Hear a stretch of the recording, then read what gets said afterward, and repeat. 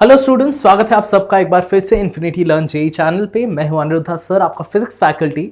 और आज के सेशन में हम न्यूक्लियाई के कुछ चुनिंदा क्वेश्चंस करने वाले हैं।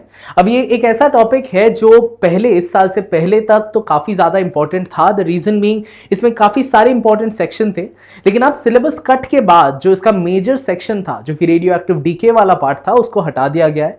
लेकिन उसके सिवा भी इसमें फिर भी काफी सारी इंपॉर्टेंट चीजें अब भी बची हुई हैं, तो उन सबको लेकर कुछ क्वेश्चंस करने वाले हैं हम लोग आज के सेशन में। शायद आपको कुछ नया सीखने को मिलेगा, कुछ चीजों का रिवीजन होता रहेगा, लेकिन थ्रू आउट आप सेशन में जुड़े रहना, आपका फायदा जरूर होगा।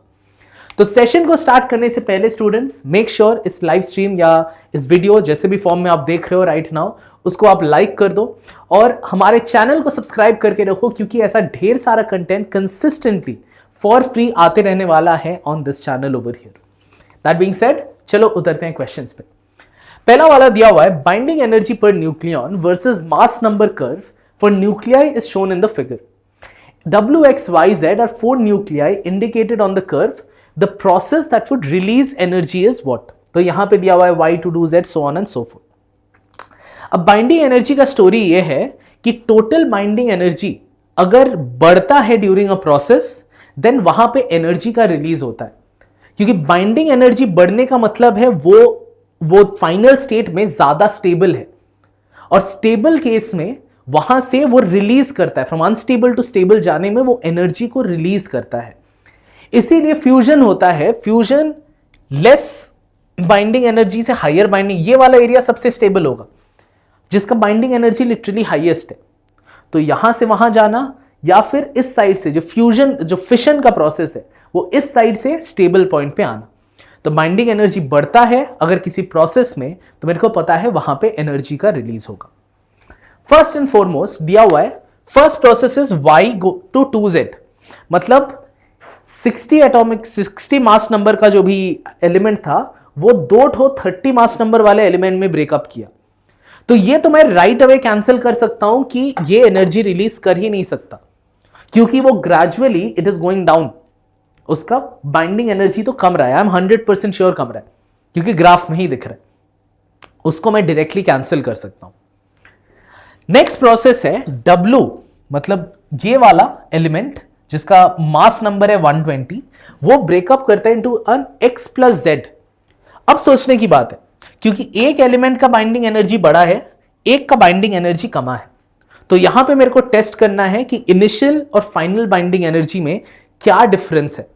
अगर मेरा इनिशियल बाइंडिंग एनर्जी कम आया, देन आई नो उस प्रोसेस में एनर्जी का रिलीज होगा। तो यहां पे एक्चुअली करके मैं एक दिखाता हूं और फिर मैं बताता हूं इसमें शॉर्टकट कैसे फिगर आउट करते हैं। W का total binding energy of W, the initial binding energy होगा कितना, 120 न्यूक्लियॉन्स है, और हर एक न्यूक्लियॉन का बाइंडिंग एनर्जी है 7.5 का। So it is 7.5 into 120, that is the total binding energy of the nucleus. ठीक, इसको मैं अभी कैलकुलेट कर सकते हैं। इसको लिख देते हैं एज 7.5 विल बी 30/4 इंटू 120। ये इसको 30 से छोड़ेगा, दैट विल लीव बिहाइंड 900। ये टूट के बनता है into one X and Z। X element का 90 है उसका न्यूक्लियन नंबर, पर न्यूक्लियन देता है 8। तो binding energy of the resultants of the products लिख देते हैं P, that is equal to firstly 90 into 8 plus यहां पे 5 इंटू 30, 5 इंटू 30 कितना आया, 90 इंटू 8 है 720, प्लस इसका आएगा 150, 150। So 720 plus 150 will take you to 870। तो देखो, initial energy is greater than final energy, तो यहां पे एनर्जी रिलीज नहीं होगा। मैंने बताया था final binding energy initial energy से ज्यादा होना चाहिए। तो अब ये वाला भी नहीं है, सी वाला देखते हैं। W से 2Y पे जाता है, W से 2Y। अब ये अगर आप शॉर्टकट पे कर रहे हो, ये डायरेक्टली आप आंसर मार्क कर सकते हो अगर ये MCQ है, एक सिंगल ऑप्शन करेक्ट है, क्योंकि यहां पे साफ दिख रहा है कि W से सीधा एनर्जी बढ़ रहा है यहां पे, सोचना भी नहीं पड़ता। x प्लस जेड के टाइम सोचना पड़ रहा था क्योंकि एक बढ़ रहा है एक कम रहा है, तो तब सोचना पड़ रहा था, कैलकुलेट करना पड़ रहा था। लेकिन एक ऐसा ऑप्शन भी है जहां पे मेरे को साफ दिख रहा है कि y पे ही जा रहा है, तो टोटल का टोटल बढ़ ही रहा है यहां पे। और टेस्ट करके देखते हैं, आप टेस्ट करके देख सकते हो। बाइंडिंग एनर्जी ऑफ W तो रह गया 2 times binding energy of Y, क्योंकि 2y का एलिमेंट बन रहा है। That will be equal to 60 into 8.5, 60 into 8.5, 60 into 8.5 कहां पे लेके जाएगा? 85 इंटू 6, 85 इंटू 2 होगा 170, 170 इंटू 3 510 पे लेके जाएगा। 510 इंटू ये फैक्टर ऑफ 2 है, 2 बाई बी वाई है, तो दिख रहा है 1020 पे जाता है। Obviously that is greater then the initial energy, तो उस प्रोसेस में एनर्जी का रिलीज होगा। आपको हमेशा यहां पे मैं लिख देता हूं, टू रिलीज एनर्जी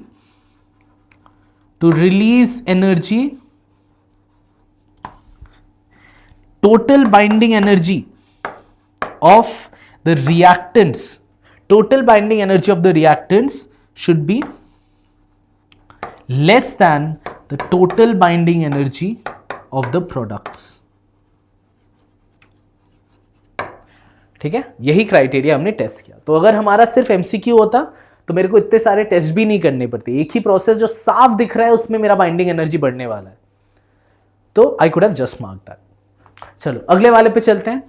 दिया हुआ है, a nucleus of mass capital M plus delta M is at rest and decays into 2 daughter nuclei of equal masses m by 2 each. Speed of light is c.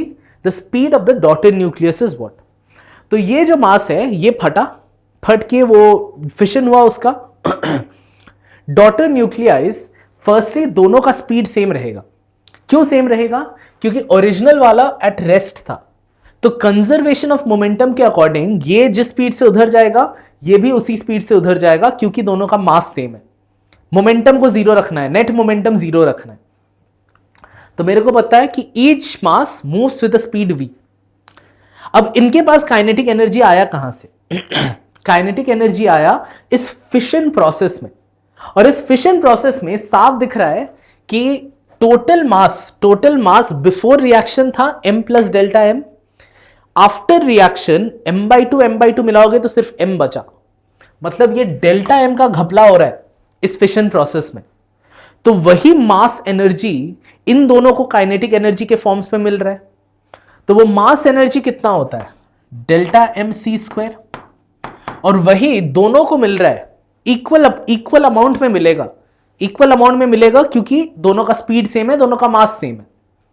So half m/2 v square plus half m/2 v square, हर एक को उतना मिलेगा, same velocity रहेगा by conservation of momentum. तो on the basis of that हमें मिलता है square is half mv square पे आएगा, 1/4 प्लस 1/4 से हाफ आ जाएगा। So v will come out to be 2 delta mc square divided by capital M, that is v square. तो v आएगा root over of this, option B, that is the answer. ज्यादा overthink करने की कोई जरूरत नहीं है, बस लिटरली इसी को हम लोग बोलते हैं एज द क्यू वैल्यू। ये जो डेल्टा m c स्क्वायर है इसी को क्यू वैल्यू बोला जाता है। बाद में क्यू वैल्यू रिलेटेड क्वेश्चन भी हम लोग करेंगे। अगला वाला क्वेश्चन दिया हुआ है, a nucleus disintegrates into 2 nuclear parts which have their velocities in the ratio 2:1। Ratio of the nuclear size is going to be what? फिर से स्टोरी वही है कि तुम्हारा न्यूक्लियस एट रेस्ट वो जैसे ही फटा, अब की बार दोनों मासेस एक नहीं है, दोनों मासेस सपोज अलग है, वो जैसे ही फटा दोनों का इस साइड का एक स्पीड v1 है, इस साइड वाले का स्पीड v2 है, लेकिन जो नेट मोमेंटम है उसको कंजर्व्ड रहना पड़ेगा। मतलब अगर ये वाला पीस ऐसे 2 टुकड़ों में टूटता है, एक इधर जाता है, इसको चलो m1 बोलते हैं, इसको m2 बोलते हैं, ये इधर v1 से जाता है और ये इधर v2 से जाता है, तो नेट मोमेंटम जीरो होना है, meaning m1 v1 should be equal to m2 v2। उसके बेसिस पे वेलोसिटीज का रेशियो दिया हुआ है, तो उससे पहले मैं m1 by m2 is equal to v2 by v1 है। अब याद रखना न्यूक्लियर डेंसिटी कांस्टेंट है, nuclear density for any type of material is the same. तो न्यूक्लियस में कितना मास है वो डिपेंड करेगा ऑन द रेडियस, उसी को पूछा गया साइज। न्यूक्लियस साइज का मतलब है रेडियस। अगर क्वेश्चन में दिया रहे व्हाट इज न्यूक्लियर साइज, तो न्यूक्लियर साइज का मतलब है न्यूक्लियर रेडियस। सो एक nucleus is like a sphere, मतलब मैं मास को लिख सकता हूं m1 बाई m2, इसको लिख लेते फिर से, m1 by m2 is equal to v2 by v1। m1 is rho into 4 by 3 pi r1 cube divided by rho into 4 by 3 pi r2 cube, that is equal to v2 by v1। v2 by v1 दिया हुआ है 2:1, मतलब in our case v2 by v1 would be 1:2, क्योंकि v1:v2 दिया हुआ था, चीजें cut के निकल जाएंगी। So r1:r2 is 1/2 to the power 1/3, क्योंकि r1/r2 होल क्यूब पे था ये, तो यहां पे क्यूब रूट पे आएगा। So our correct option here is option D, that is the correct one. ठीक है, अगले वाले पे लेट्स मूव अहेड। दिया हुआ है इफ m a, z, मतलब mass number is A, atomic number is Z, MP and Mn denote the mass of the nucleus X, proton and neutron respectively in the units of atomic mass unit U के terms में, in terms of energy, and BE represents the bonding energy या binding energy, same चीज, in mega electron volt, तब which relation holds true over here? देखो, क्योंकि यहां पे सबसे पहला है कि मैं इसमें डिफरेंशिएट करता हूं कि फॉर्मूला में बीई बाई सी स्क्वायर रहेगा या फॉर्मूला में बीई रहेगा, वो सबसे इंपॉर्टेंट चीज है। ठीक, तो उसके अकॉर्डिंग मेरे को दिख रहा है कि बाइंडिंग एनर्जी में बाकी सारे टर्म्स मास के टर्म्स में, और बाइंडिंग एनर्जी होता है mass defect into C square. तो अगर मेरे को मास वाला पार्ट चाहिए तो the mass defect is BE by C square. तो एक तो मैं श्योर हूं बीई बाई सी स्क्वायर होगा, तो या तो ऑप्शन ए या ऑप्शन डी होगा, नहीं तो डिमेंशनली इनकरेक्ट है। और यह भी मेरे को पता है कि इस पूरे केस में जब जुड़ते हैं, जब अलग अलग प्रोटॉन्स न्यूट्रॉन्स मिलके जुड़ते हैं, तब जो फाइनल स्टेट है वो फाइनल स्टेट का मास हमेशा कम होता है, इसीलिए वो बाइंड करके रहता है। फाइनल स्टेट का मास हमेशा कम होता है as compare to individual protons and neutrons. तो हमारा correct option possibility is only option A, क्योंकि वहीं पे वो पार्ट सब्ट्रैक्टेड है जहां पे mass of the total atom nucleus is less than the sum of its components. ठीक है, that is the answer to this one. अगला क्वेश्चन दिया है, how does the binding energy per nucleon vary with the increase in the number of nucleons. तो ये तो simple, आपको अगर बाइंडिंग एनर्जी कर्व का डायग्राम पता है तो आपका ये बन जाएगा, क्योंकि बाइंडिंग एनर्जी जैसे हमने पहले वाला भी किया, एक बाइंडिंग एनर्जी पर न्यूक्लियन का कर्व है, बाइंडिंग एनर्जी पर न्यूक्लियन वो मास नंबर के ऊपर डिपेंड करता है। ऐसे पहले जैक्ड है, फिर बढ़ता है, और यहां पे स्टेबलाइज होने के बाद वो फिर से कमना शुरू हो जाता है।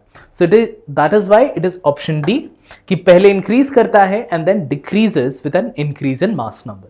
सो काफी theory based direct question. Next दिया हुआ है, a neutron breaks into a proton and an electron, then the energy released during this process is how much. तो न्यूट्रॉन एक प्रोटॉन, सो हम प्रोसेस को पहले लिख लेते हैं। न्यूट्रॉन से प्रोटॉन प्लस इलेक्ट्रॉन, ये electron technically as a beta particle निकल रहे। तो इस पूरे केस में हमें निकालना है कि इसमें एनर्जी रिलीज कितना होता है। तो एनर्जी रिलीज सिर्फ और सिर्फ उस मास डिफेक्ट की वजह से आएगा। और मास डिफेक्ट में एक चीज पे गौर करो कि न्यूट्रॉन का जो मास है और प्रोटॉन का जो मास है वो दोनों सेम है। तो जो एक्स्ट्रा मास डिफेक्ट वाला बात आया वो आया सिर्फ इलेक्ट्रॉनिक मास की वजह से, सिर्फ इस इलेक्ट्रॉनिक मास की वजह से आया। तो मतलब the total energy released the total energy released will just be the mass of an electron into c square. वही मास डिफेक्ट है, वही इस साइड और इस साइड वाले इक्वेशन में मास का अंतर है, क्योंकि ये इज इक्वल टू दिस, सो यही वाला अंतर है. तो ये वाला पॉइंट जान लेना स्टूडेंट्स, क्योंकि ये काफी यूज होता है. चाहो तो कैलकुलेट कर सकते हो कि mass of an electron is 9.1 10 to the power minus 31 into c is 3 into 10 to the power 8 whole square. फिर क्योंकि इलेक्ट्रॉन वोल्ट्स में लेके जाना है, डिवाइडेड बाय 1.6, बहुत झंझट है. तो आई विल टेल यू कि याद रख लेना कि एक इलेक्ट्रॉन का mass energy is always 0.51 mega electron volt. ये you can know it as a fact, क्योंकि ये चीज काफी जगह पे काम में आ जाने वाली है जहां पे आपको कैलकुलेट नहीं करना पड़े. तो mass of a electron is, the mass energy of an electron is 0.51 mega electron volts. वही यहां पे आंसर है. अगला वाला दिया हुआ है, radius of the aluminium nucleus is taken to be RAD. ठीक है, रेडियस RAL होगा, as far as I believe RAL होगा. Radius of tellurium 125 nucleus is nearly what. तो यहां पे we will use that principle कि the radius of a nucleus depends on the mass number, is its proportional to cube root of the mass number. That is how the radius of a nucleus depends. So radius of aluminium by radius of beryllium, यही निकालना था, right? हाँ, radius of beryllium is equal to atomic number, mass number of aluminium divided by the mass number of beryllium to the power 1/3. aluminium का mass number है 27, tellurium का है 125.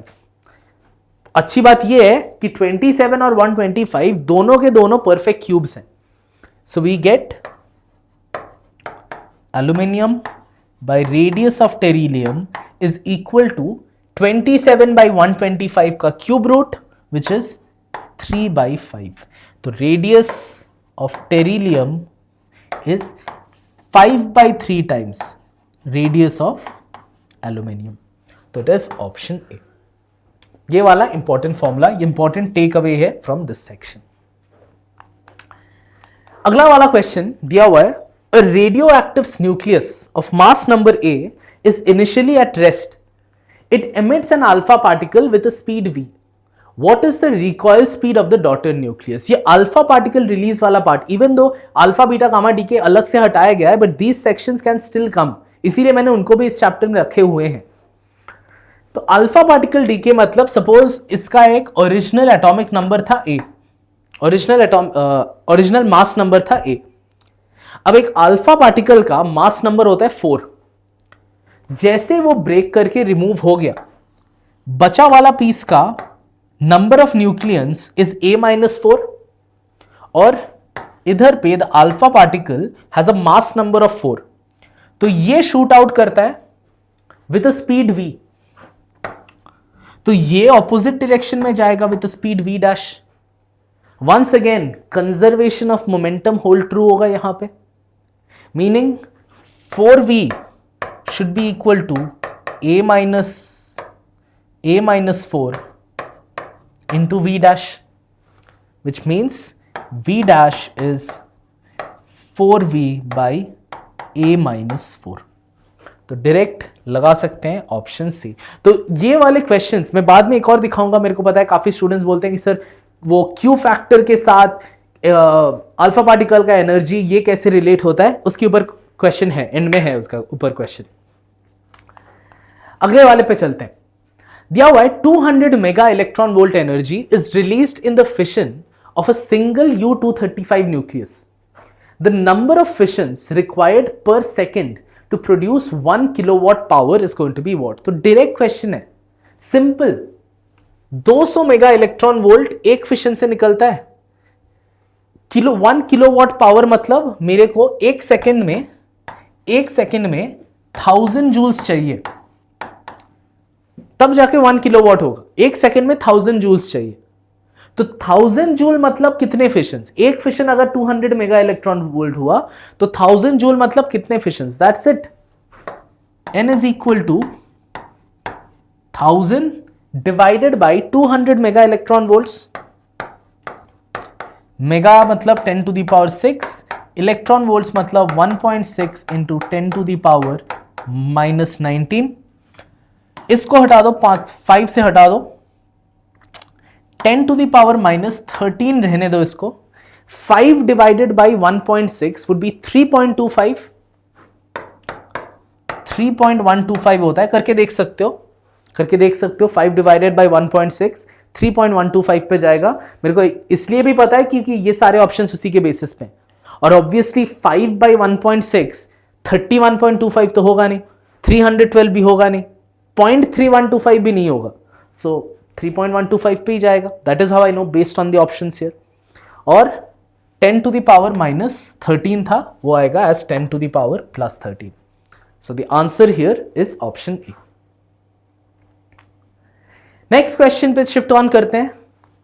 अगला question दिया हुआ है, in the options given below if E denotes the rest mass energy of a nucleus and En denotes that of a neutron, then which of them is the correct option? तो अब थोड़ी सी दुविधा लग सकती है कि यहां पे द यूरेनियम यहां पे दिया हुआ है आयोडीन और इटर्बियम बोलते हैं शायद इसको, my chemistry is not very strong, तो आई और वाई बोल के मैं बोलूंगा इनको, और यहां पे बेरियम एंड क्रिप्टॉन, ये दो मैं पहचानता हूं, तो इनके बेसिस में दिया हुआ है। तो अभी हम क्या करें, क्या बेरियम क्रिप्टॉन में टूटता है या दिस आई एंड वाई के टर्म्स में टूटता है? क्योंकि उसको नहीं पता होगा तो how will I be able to solve. इसीलिए यहां पे ऑप्शंस पे गौर करो, तुम्हें उसके बारे में सोचना ही नहीं है। अगर यूरेनियम इनमें स्पॉन्टेनियसली डीके करता है, then you can be pretty sure कि यूरेनियम का mass energy has to be greater than that of the products. मैं बाइंडिंग एनर्जी नहीं बोल रहा हूं, मैं मास एनर्जी बोल रहा हूं, क्योंकि यूरेनियम का मास एनर्जी ज्यादा रहेगा, प्रोडक्ट्स का कम रहेगा, तभी तो कन्वर्शन के टाइम वो एक्स्ट्रा मास का लॉस हो जाएगा। ज्यादा मास था, वहां से मास कम गया, मास का लॉस हुआ, वही लॉस ऑफ मास तो बाकी सारे प्रोडक्ट्स को एनर्जी देगा to have their kinetic energies. तो अगर तुम उस पॉइंट ऑफ व्यू से सोचो कि रिएक्टेंट का mass energy should be greater then products का मास एनर्जी, सिर्फ एक ही ऑप्शन यहां पे मैच करता है, ऑप्शन ए। तुम्हें सोचना ही नहीं है कि आई वाई या बेरियम क्रिप्टॉन के टर्म्स में जाता है कि नहीं, बाकी सारे एप्लीकेबल ही नहीं होंगे, बाकी सारी चीजें एप्लीकेबल ही नहीं होंगी यहां पे। ठीक है स्टूडेंट्स, इसमें अंतर समझना, बाइंडिंग एनर्जी और मास एनर्जी के अंदर डिफरेंस। अगर मास कमता है तो उसका बाइंडिंग एनर्जी एक्चुअली बढ़ जाता है, और उसका मास बढ़ता है, अगर एक प्रोसेस से दूसरे प्रोसेस में मास बढ़ जाता है तो बाइंडिंग एनर्जी उसका कम गया। तो उस पॉइंट ऑफ व्यू से सोचना। अगला क्वेश्चन दिया हुआ है, आई बिलीव यहां पे भर भर के इनकरेक्ट ये दिए हुए हैं, ऑप्शंस का टाइपो हुआ है बहुत सारा। Nuclear force between 2 protons 2 neutrons and proton neutron are, ये ना न्यूट्रॉन है, तो मैं अलग से बताता हूं क्वेश्चन। प्रोटॉन और प्रोटॉन में, न्यूक्लियस के अंदर प्रोटॉन और प्रोटॉन में फोर्स एफपीपी है, न्यूट्रॉन और न्यूट्रॉन में एफएनएन है, और न्यूट्रॉन और प्रोटॉन में एफपीएन है। तब पूछा गया कि इन तीनों के बीच में रिलेशन क्या है, कौन सा ज्यादा है, कौन सा कम है, so on and so fourth. अब पहला शॉट पे लगेगा कि इन तीनों के बीच में जो फोर्स है वो टेक्निकली न्यूक्लियर फोर्स है, स्ट्रॉन्ग न्यूक्लियर फोर्स है, और उनका मैग्नीट्यूड हमने पढ़ा है is the same. Strong nuclear force का magnitude is the same for proton proton interaction हो, न्यूट्रॉन न्यूट्रॉन हो, या न्यूट्रॉन प्रोटॉन हो। तो आर दीज थ्री इक्वल? क्योंकि यहां पे इक्वल नहीं होगा, रीजन भी ये न्यूक्लियर फोर्सेस दिए हुए हैं, लेकिन तुम ऐसे सोचो कि न्यूट्रॉन न्यूट्रॉन और न्यूट्रॉन प्रोटॉन के बीच में फोर्सेस इक्वल होंगे। यहां पे स्ट्रॉन्ग न्यूक्लियर फोर्स के टर्म्स में नहीं दिया हुआ है, टोटल फोर्स हम सोच रहे हैं, दोनों इक्वल है, लेकिन प्रोटॉन प्रोटॉन के बीच में फोर्स कम होगा। क्यों कम होगा? कम होने का रीजन है कि जो स्ट्रॉन्ग न्यूक्लियर फोर्स है वो तो खींच रहा है, वो न्यूट्रॉन प्रोटॉन को भी खींच रहा है, प्रोटॉन प्रोटॉन को भी खींच रहा है, न्यूट्रॉन न्यूट्रॉन को भी खींच रहा है, लेकिन इसके अलावा प्रोटॉन प्रोटॉन में there is also an electrostatic repulsion force. अब जो स्ट्रॉन्ग न्यूक्लियर फोर्स है वो बहुत ज्यादा स्ट्रॉन्ग है, तो वो पकड़ के रखेगा, लेकिन फिर भी एक फोर्स तो है जो उसको कमाने की कोशिश कर रहा है, जो उसको पुश आउट करने की कोशिश कर रहा है। तो नेट फोर्स में थोड़ा तो अंतर दिखेगा मेरे को। वो चीज मेरे को न्यूट्रॉन न्यूट्रॉन या न्यूट्रॉन प्रोटॉन में नहीं दिखेगा, क्योंकि यहां पे न्यूट्रल पार्टिकल है न्यूट्रॉन का। न्यूट्रॉन प्रोटॉन में भी प्रोटॉन का चाहे पॉजिटिव चार्ज है, लेकिन न्यूट्रॉन का तो न्यूट्रल पार्टिकल है, तो इलेक्ट्रोस्टैटिक फोर्स आएगा नहीं। लेकिन प्रोटॉन प्रोटॉन में वो आएगा और वो actually force between the protons को थोड़ा सा वीक कर देगा। ओके, चलो let's head to the next one. दिया हुआ in any fission process ratio of mass of fission products to the mass of the parent products क्या होना चाहिए? सो मैंने अभी बताया, फिशन में तुम चाहते हो, जैसे हमारा वो यूरेनियम वाला केस था, वहां पे तुम चाहते हो कि एक्चुअली मास कमे, क्योंकि जो भी डिफरेंस इन मास हुआ, वो पैरेंट से डॉटर में जो भी डिफरेंस इन मास हुआ, वही एज एनर्जी रिलीज होता है। So over here you know the fission products का mass has to be less than the parent nucleus, so the quantity has to be less than 1, क्योंकि numerator has to be less than the denominator.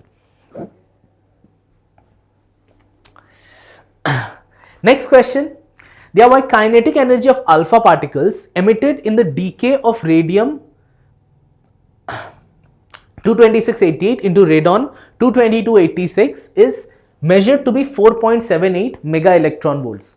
What is the total disintegration energy or the Q value in the process? तो ये Q value क्या है? ये Q value ही वो delta MC square का story है। ये Q वैल्यू ही वो डेल्टा MC स्क्वायर है कि उस प्रोसेस में कितना एनर्जी टोटल रिलीज हुआ। अब ये जो एनर्जी रिलीज होता है that generally goes in the kinetic energy of the two particles. तो यहां पे जो रेडॉन था, रेडियम था, स्टूडेंट्स अगर मैं एलिमेंट्स के नाम गलत बोलूं तो मेरे को क्षमा कर देना। मैं बार बार यही बोलता रहता हूं इस चैप्टर में स्टूडेंट्स को कि मेरा केमिस्ट्री बहुत वीक है। तो रेडियम है, उसका 226 था, तो ये एक सर्टेन वेलोसिटी से निकलेगा, ये एक दूसरे वेलोसिटी, इसको वी अल्फा बोलते हैं, इसको वी आर एन बोलते हैं, अलग अलग वेलोसिटी से जाएगा। ठीक, तो यहां पे जो क्वेश्चन आता है कि ये जो एनर्जी है ये टोटल इन दोनों में डिस्ट्रीब्यूट होगा, लेकिन कैसे रेशियो में डिस्ट्रीब्यूट होगा? तो इसको एक्चुअली डिराइव करना बहुत आसान है। इनफैक्ट स्टूडेंट्स सोचते हैं ये फॉर्मूला ब्रांड न्यू है, ये वाला कि energy of the alpha particle, actual formula ये है, is A-4 divided by A into the Q energy, total energy available. Students को लगता है कि ये ब्रांड न्यू फॉर्मूला है, ये ब्रांड न्यू फॉर्मूला नहीं है। ये फॉर्मूला एक्चुअली आप सब ने कोलिजन्स के टाइम भी किया हुआ है कि कोलिजन में कोई भी बॉम्ब फटा, कुछ भी हुआ, जो भी एनर्जी है वो कैसे रीडिस्ट्रीब्यूट होता था। यहां पे कंजर्वेशन ऑफ मोमेंटम लगेगा, m alpha into V alpha should be equal to mrn into V R N, ये एक रिलेशन है। और दूसरा साइड पे रिलेशन है हमारा कि half m alpha, my bad, half m alpha v alpha square, मतलब kinetic energy of alpha particle, sorry काफी सारे टाइपोज हो रहे हैं, प्लस रेडॉन का भी kinetic energy half M R N into V R N square, that should be the total Q energy. अगर इन दोनों के बेसिस पे आप कैलकुलेट करके निकालते हो तो आप इवेंचुअली इस फॉर्म पे ही पहुंचोगे। आप इस फॉर्म पे ही पहुंचोगे जहां M alpha is equal to 4 and M R N ही यहां पे A-4 का रोल प्ले कर रहा था। MRN mass of radon is A-4, A being the mass of radium 226। तो ये है उसका फॉर्मूला, ये कोई ब्रांड न्यू फॉर्मूला नहीं है, ये एक्चुअली कोलिजन का ही फॉर्मूला है कि m1v1 इक्वल टू m2v2 और दूसरे साइड में m1v1 square plus m2v2 square is equal to q।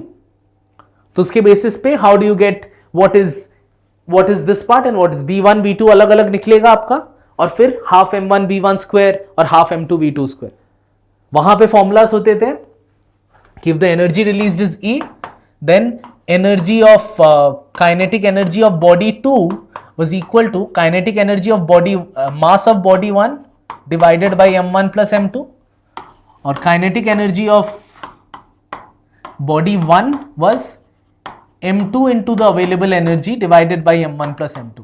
ये कोलिजन में ही आता था, वहीं से ये वाला फॉर्मूला आता है, इसको कोई ब्रांड न्यू अलग से रट्टा मारने की जरूरत नहीं है।